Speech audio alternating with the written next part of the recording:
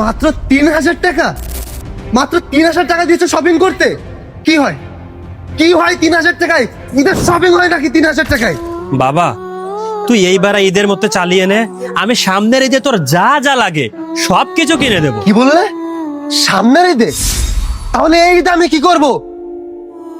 আমার লাগবে না, আমার কিচ্ছু চাই না তোমার। আমি চলে গেলাম বাসা থেকে। আর তোমার ভাত আমি খাবো না। আর টাকা যদি নাই দিতে পারবা তাহলে জন্ম কেন দিছো তুমি আমাকে? আরে বন্ধু, কি হয়েছে তোর? বললি না ঈদের শপিং করতে যাবি, তাহলে চল। কি বললি? শপিং? ঈদের শপিং করতে যাবি? তুই যা। 3000 টাকা দিয়েছে, মাত্র 3000। কি হয় 3000 টাকায়? আমার চাই না শপিং। তুই যা, তুই যা শপিং করে আয়, আমার চাই না। তোকে 3000 দিয়েছে আর আমাকে মাত্র 1000ই দিয়েছে। এটা আমি কি করে ফেললাম না বুঝে?